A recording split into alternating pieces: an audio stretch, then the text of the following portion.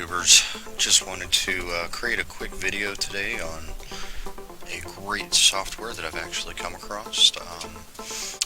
Thanks to YT Gamers and the Freedom Network, I am currently reviewing a software.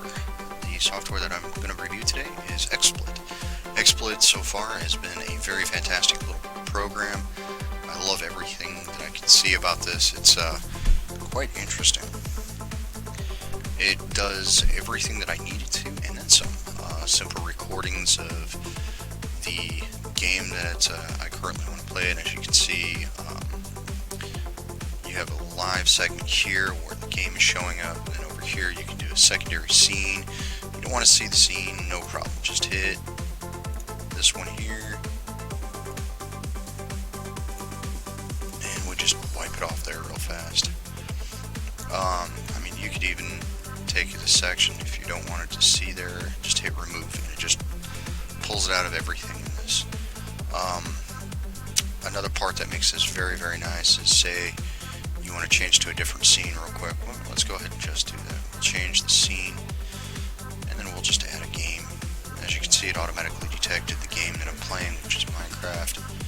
It says, hey, guess what? We got this. Alright, no problem. Let's go ahead and let's expand this out so that we can see everything in it, and it just shows what exactly I'm seeing here inside the game. A little bit of a delay, which is not too bad, but it works fantastic for everything. Come back to it, you say, okay, well, let's go back to the first scene. Well, and now we're back to the original. Great transitional fades, great everything about it. This also allows you to actually review what individual recordings you have. Say you're online and you're having a little bit of a problem with people that are there, such as you're playing a game and you just want to cause a miniature delay on the game, so they can't watch you as you're playing in real time. So you can actually tell it to delay 60 seconds or or more as needed, so that it actually allows a caching and sending, so that nobody can be right in the middle of your stream as you're playing and, well, ruin the fun, especially if they're spectating. This individual system also has two different types of recording systems. You have one that allows you to stream directly out to whatever grouping you're using. Hitbox is one of them. Twitch, YouTube itself is the channel. Very, very quick and easy. You can even set up hotkeys between the two of them so that you could actually just hit one button and go. We're talking instant record, folks. Outside of that, you could also change the individual frame rate resolutions as you're looking, and especially just before you do all that, or how many frames per second it actually picks up. If you want a little bit of a fade between them, or however you want to, let's go ahead and see if we can. We'll change one. We'll change it to a whole fade, or a whole fade. Switch it, and you can see just real quick fade between the two. Very smooth, very easy to use, and it's real easy to just add things. As you can see, you can do it off the file menu, come down here, down at the bottom, and just say add a simple source right off the top like I did earlier. Then you've also got individual source settings. So we click here and hit the settings.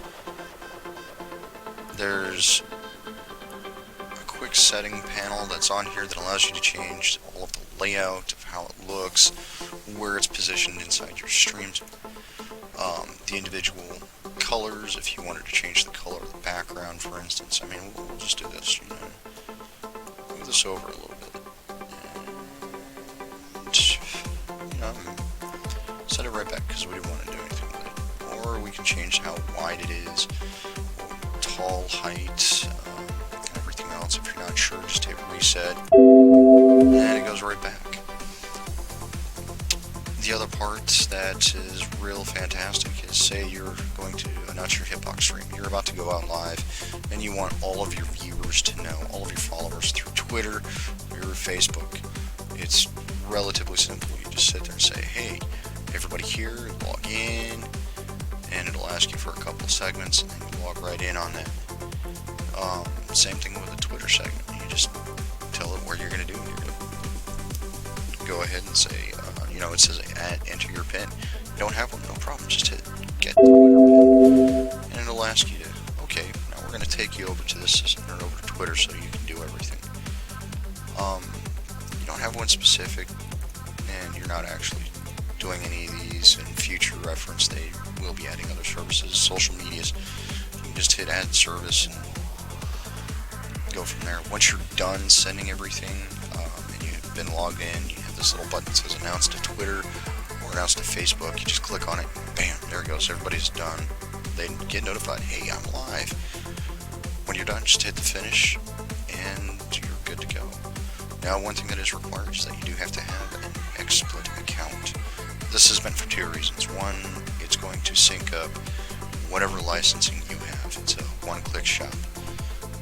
Nothing complicated, nothing overdone, and if there's something that comes up and you want to see what's there, they have a little thing that says latest news, whatever's in place, check for updates.